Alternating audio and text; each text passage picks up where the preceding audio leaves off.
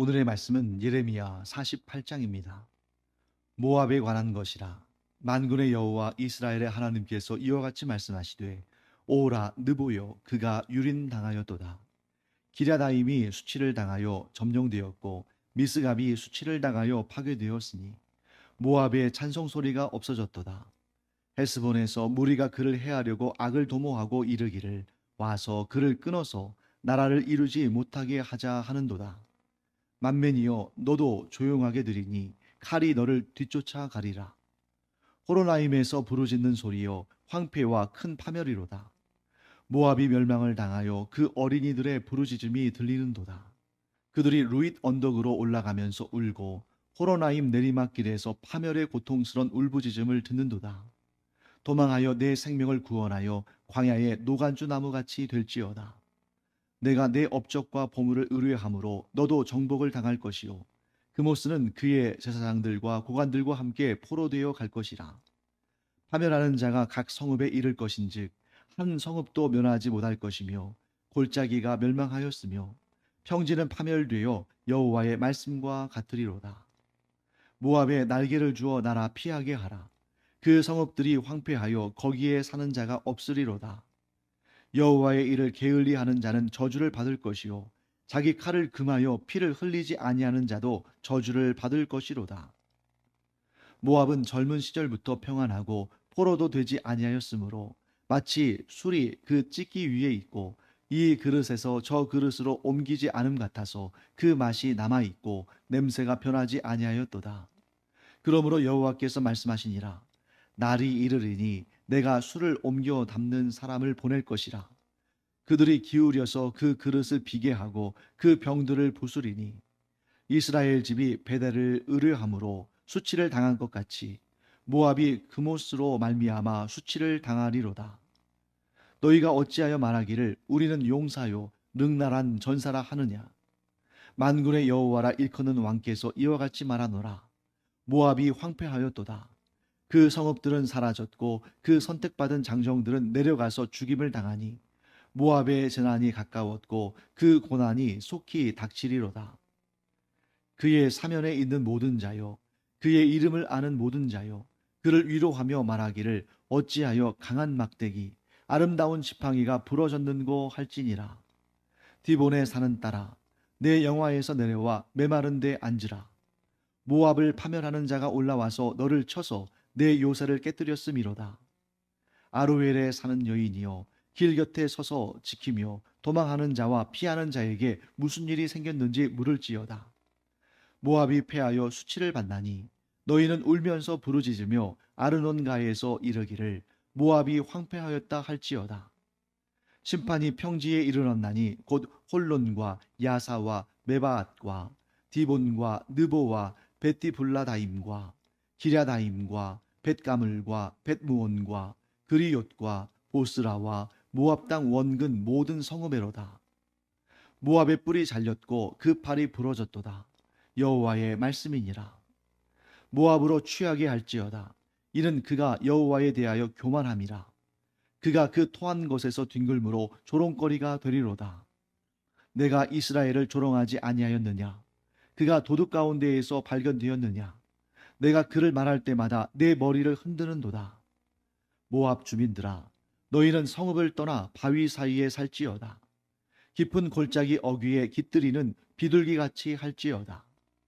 우리가 모압의 교만을 들었나니 심한 교만 곧 그의 자고와 오만과 자랑과 그 마음의 거만이로다. 여호와의 말씀이니라.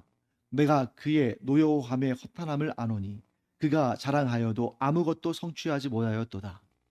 그러므로 내가 모압을 위하여 울며 온 모압을 위하여 부르짖으리니 무리가 길 헤레스 사람을 위하여 신음하리로다.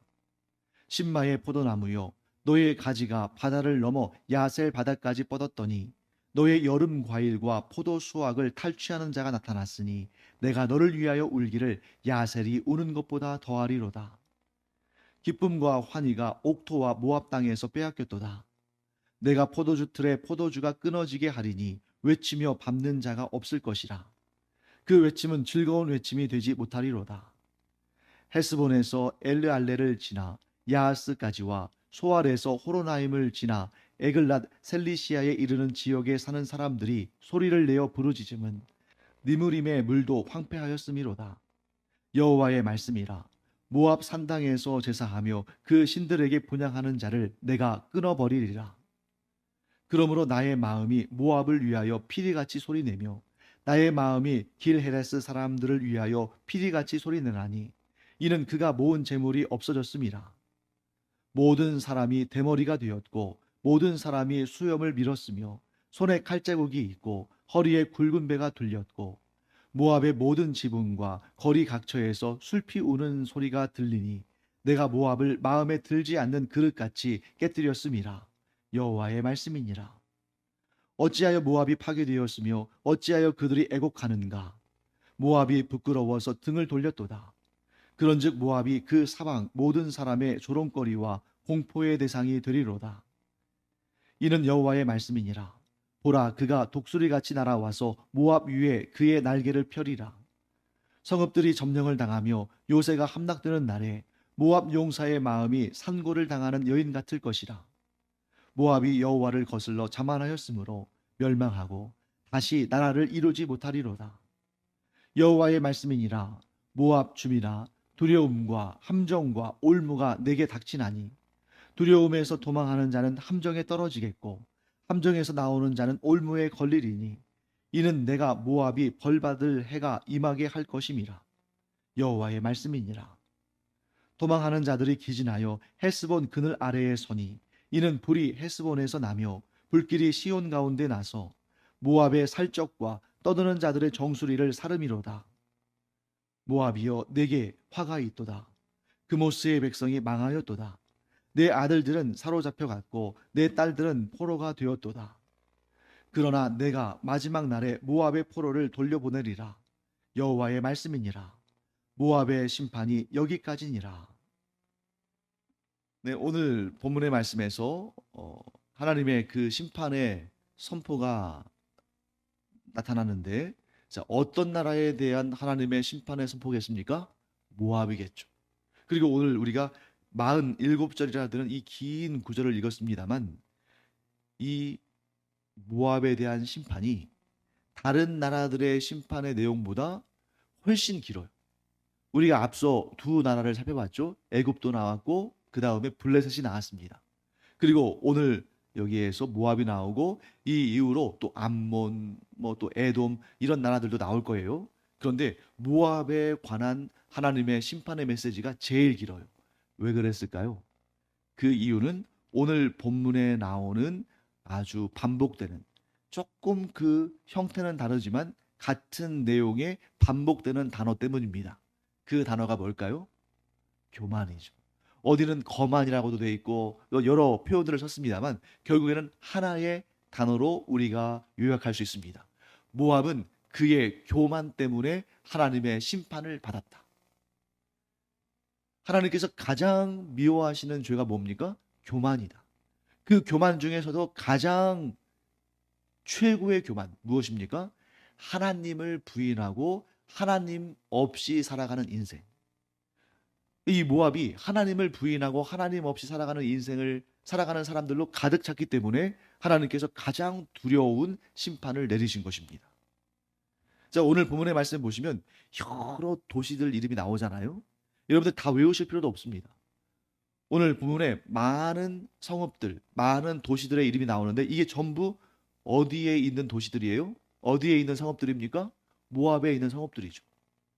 그들이 모압에 있는 성읍들로서 하나님을 섬기지 않고 우상들을 섬길 뿐만 아니라 모압이 이렇게 특별히 하나님의 미움을 받은 이유가 있습니다.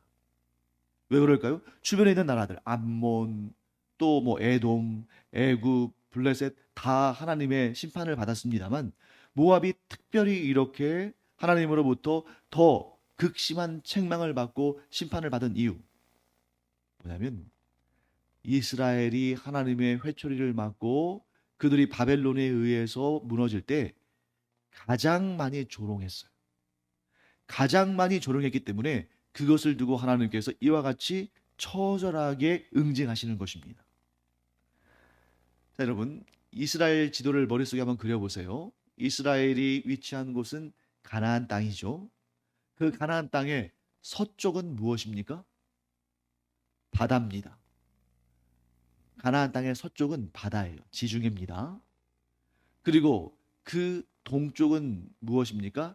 요단강이죠. 강과 바다의 차이가 뭡니까?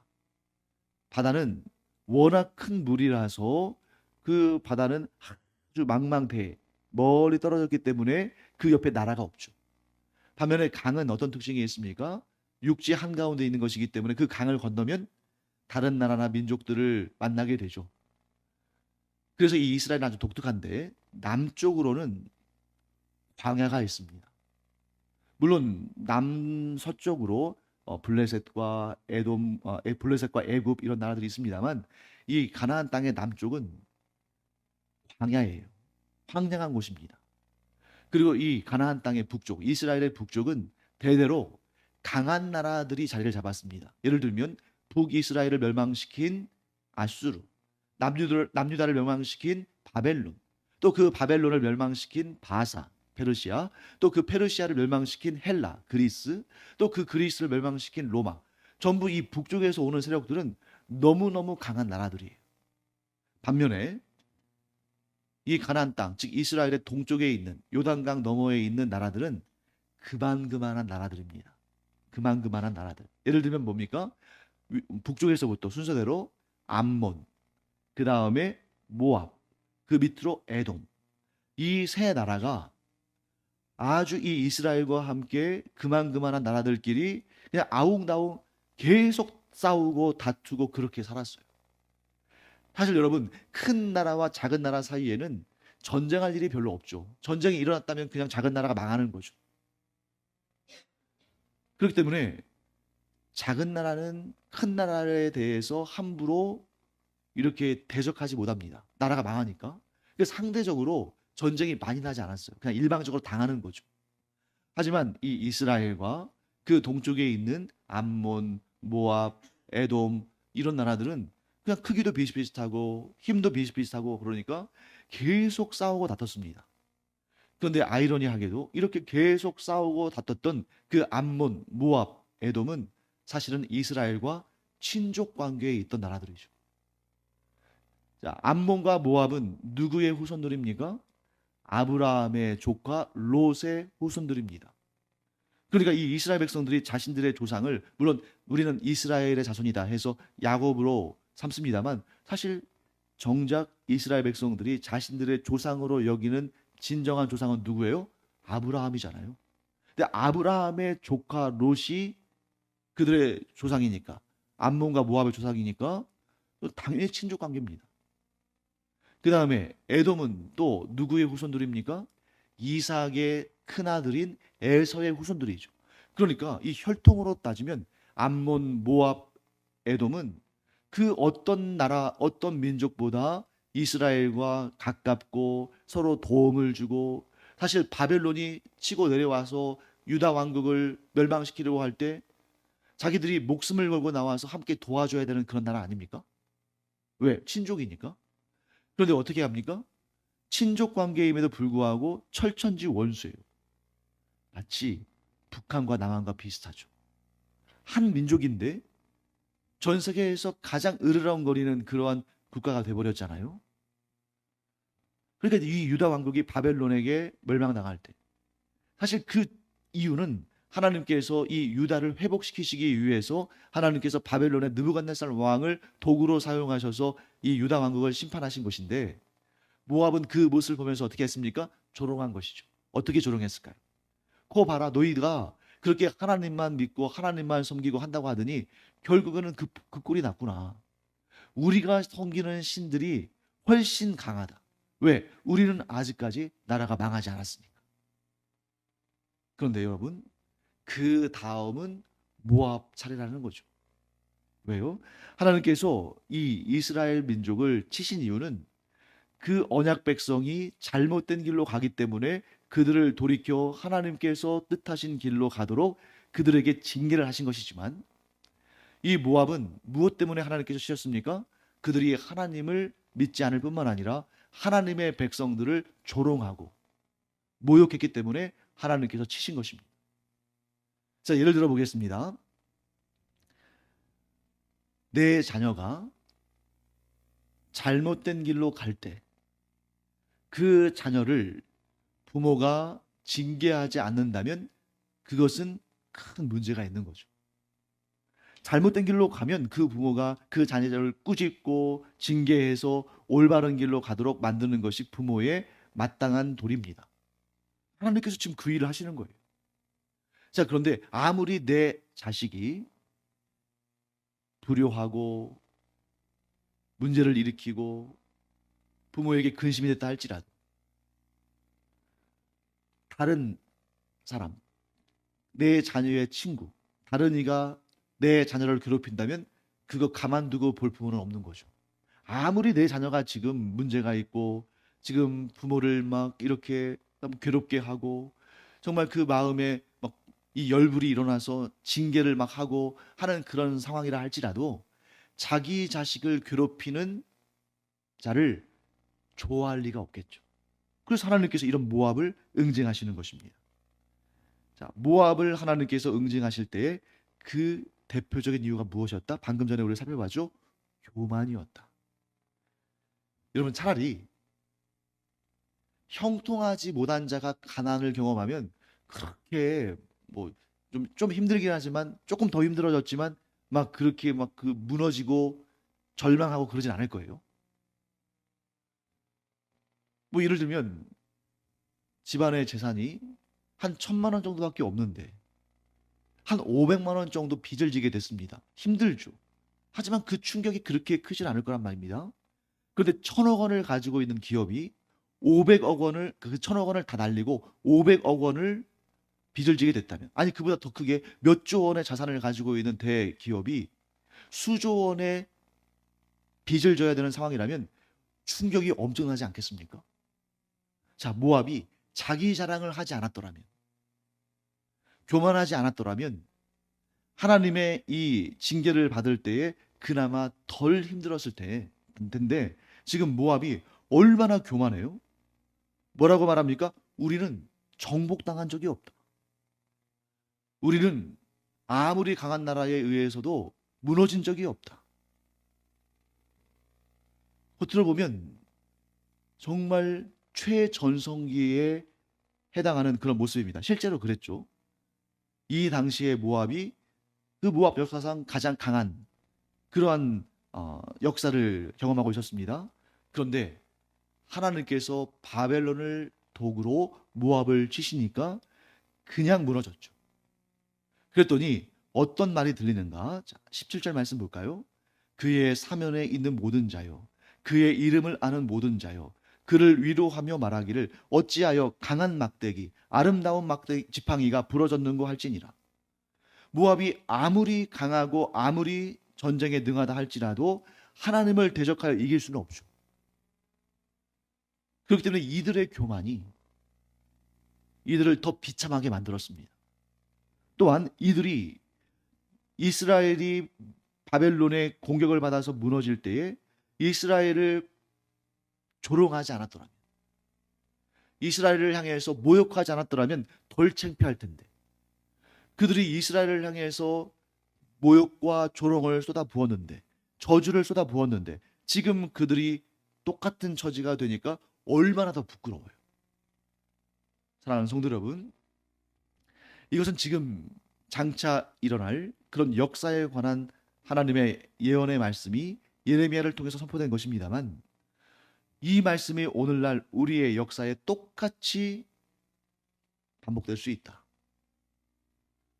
하나님 앞에 가장 부끄러운 죄가 뭡니까? 교만이다. 하나님의 도우심 없이도 살 수 있다. 아니 심지어 하나님 없이도 살 수 있다는 이 교만이야말로 그를 가장 수치스럽게 만드는 그런 일이다 하는 것을 우리가 마음에 새겨두기 바랍니다. 자, 여러분, 오늘날도 마찬가지입니다. 자, 오늘 4월 4일이잖아요. 오늘 이제 뭐 한 시간밖에 안 남았네요. 11시에 이제 그 탄핵 선고가 나온다고 하잖아요. 헌법재판소에서. 다 저마다 이 탄핵이 인용돼야 된다, 인용돼서는 안 된다, 뭐 저마다의 다 그런 이유들이 있고 판단들이 있겠습니다만, 그 양쪽에서 싸울 때에 그들이 왜 싸울까요? 저는 근본적으로 교만 때문이라고 생각합니다. 어떤 교만이에요? 나 아니면 안 된다. 내가 옳다. 아니, 심지어 나만 옳다. 상대방이 정권을 가지면 나라가 망한다. 좌는 우에 대해서, 우는 좌에 대해서. 그러니까 이런 극단적인 대결이 생기지 않습니까? 하지만 우리 그리스도인들은 어떻게 이 상황을 판단해야 할 것인가? 우리는 그 양쪽을 보고 다 교만하다고 책망해야 됩니다. 여러분, 이 나라와 이 민족을 주관하시는 분, 나아가서 온 세계와 온 우주를 주관하시는 분이 누구셔요? 하나님이셔요. 저는 이렇게 생각합니다. 저에게 누가 이번에 오늘 이 탄핵이 인용될 것인가, 인용되지 않을 것인가, 헌법재판소의 결정이 어떨 것인가, 목사님 어떻게 생각하십니까? 이렇게 묻는다면 저는 나는 모릅니다 할 거예요. 왜? 그 역사는 하나님의 주관 가운데 나타날 것입니다. 이게 인용이 되든 인용이 되지 않든 사실 여러분 큰 차이 없어요. 우리가 지금 해방 이후에 계속 경험하지 않았습니까? 진보 진영도 여러 번 정권을 잡았고 보수 진영도 여러 번 정권을 잡았습니다. 그런데 바뀌었는데 그들이 이렇게 공방을 주고받으면서 정권이 바뀌었을 때 뭐 대단한 차이가 났습니까? 이쪽에는 이런 장점이 있고 저쪽에는 저런 장점이 있고 이쪽에는 이런 단점이 있고 저쪽에는 저런 단점이 있고 뭐 이런 좀 서로 차이는 있을지언정 완벽한 정부는 단 한 번도 없었다. 우리나라뿐만 아니라 전 세계적으로 또 지금뿐만 아니라 과거도 또 미래도 완벽한 정권은 있을 수가 없다. 좀 나을 수는 있지만 좀 더 못할 수는 있지만 이런 상황에서 우리가 주장하는 것이 전적으로 옳다. 너희의 주장은 전적으로 틀렸다. 우리가 정권을 잡아야만 전적으로 좋아진다. 너희가 정권을 잡으면 전적으로 문제가 생긴다. 이런 생각 자체가 뭐예요? 교만이다. 이런 교만을 가지고는 사회가 분열되고 무너질 수밖에 없는 거죠. 그러면 어떻게 해야 되는가? 자, 세상의 정권, 세속의 정권이 다 하나님을 경외하고 하나님의 말씀을 따라 그렇게 정치하는 건 아니잖아요. 하지만 어떤 마음을 가져야 할 거냐면 우리가 이런 주장을 하는데 이러한 근거로 우리는 주장한다. 그런데 우리가 보기에 너희는 이런 부분에서 좀 잘못된 것 같다. 그런 부분은 이렇게 개선해야 되지 않겠느냐. 이렇게 서로 주고받으면서 각자의 장점을 내세우고 또 약점은 인정하고 우리가 도와줄 것은 도와주고 우리가 도움받을 것은 도움받고 이러면서 서로 교만하지 않은 겸손한 마음을 가지고 서로 대화도 하고 타협도 하고 양보할 것은 양보하고 강하게 주장해야 할 것은 주장하고 이러면서 서로를 어느 정도 인정하면서 타협이 이루어져야 되는데 그거 안 하겠다는 거잖아요. 그게 바로 교만입니다. 교만 중에 교만은 자기의 온전하지 못함을 인정하지 않는 거예요. 모압이 교만하지 않았다면 자신들의 온전하지 않음을 인정하고 하나님을 따랐을 것입니다. 이스라엘이 교만하지 않았다면 자신들의 불완전함을 고백하고 완전하신 하나님께 의지했을 것입니다. 그런데 자기 힘으로 살아보겠다. 이스라엘도 유다도 모압도 자기 힘으로 역사를 주관해 보겠다고 우리는 그럴 힘이 있다고 우리 아니면 누가 그렇게 하겠냐고 그렇게 나서다가 결국에는 그 강한 나무가 부러져 버리는. 왜 부러졌습니까? 하나님께서 그 교만을 꺾으심으로. 그래서 우리 기도할 때 이렇게 기도해야 됩니다. 이 나라의 위정자들이 또 이 나라의 국민들이 나를 포함해서 교만하지 않으므로 이 역사를 하나님께 온전히 맡겨드리고 하나님이 행하시는 선하신 역사를 이 땅에서 이루어가는 그런 우리가 되어야겠다 하는 것입니다. 상대방을 인정하지 않는 교만은 상대방을 조롱하고 모욕하는 교만은 상대방을 심지어 저주하는 그런 교만은 결코 나라를 올바른 길로 이끌어갈 수 없다. 그래서 여러분 우리 이렇게 기도하기 바랍니다. 어떤 결과가 나올지 여러분과 저 알지 못하잖아요. 우리가 뭐 점을 치는 것도 아니고 또 점 친다고 해가지고 그게 맞는다는 보장도 없죠. 분명히 어떤 결과든지 간에 하나님께서 이끄신 역사의 현장이라는 사실을 우리가 고백하고 받아들이기 바랍니다. 그리고 또 우리뿐만 아니라 모든 국민들이, 또 정치인들이, 이 나라의 지도자들이 나만 옳다는 그런 생각을 떨쳐버리고 나의 약함, 나의 부족함을 인정하고 서로 돕고 서로 또 견제하고 또 서로 격려하고 이러면서 아름다운 미래를 우리 자손들을 위해서라도 만들어 가야 되지 않겠습니까? 그런데 과거에는 지역 감정으로, 지금은 또 이렇게 좌우의 대립으로, 이 모든 것들이 다 교만의 결과인데, 이 땅에서 하나님의 놀라우신 역사가 일어나서, 성령의 놀라운 역사가 일어나서 그런 교만한 마음들이 겸손한 마음으로 바뀌어지고, 궁극적으로 진정한 겸손, 곧 하나님을 인정하고 하나님을 믿고 하나님을 따르는 그러한 나라, 그런 민족, 그런 세상 되기를 우리 기도하기 바랍니다. 기도하겠습니다. 하나님, 오늘 4월 4일, 2025년 4월 4일 오전 11시에 헌법재판소에 탄핵 선고가 나오는 것을 저희들이 잘 알고 있습니다. 그 일을 이제 1시간 정도 앞두고 저희가 간절히 기도합니다. 탄핵이 인용될지 인용되지 않을지 저희는 알지 못합니다. 그러나 그 역사를 오직 하나님께 맡겨드립니다. 어떤 결과가 나오든지 간에 하나님께서 그 결과를 주관하셔서 이 나라 이민족이 혼란스럽고 분열되고 싸우고 다투다가 조선시대 후반처럼 그렇게 분열되고 다투다가 나라가 망하는 그런 안타까운 역사를 반복하지 않게 하여 주시옵소서.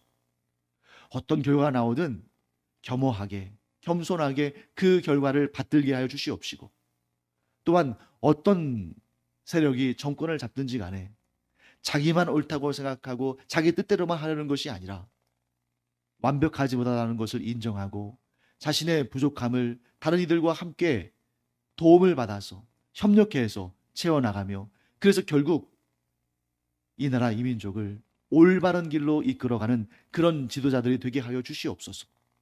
또한 온 국민들도 부안해동하지 않고 하나님을 경외하는 겸손한 마음으로 이 나라 이민족을 하나님께 맡겨드리고 하나님께서 주관하신 그 역사 가운데 하나님의 귀한 도구들로 쓰임받게 하여 주시옵소서. 감사드리며 예수님의 이름으로 축복하며 기도합니다. 아멘.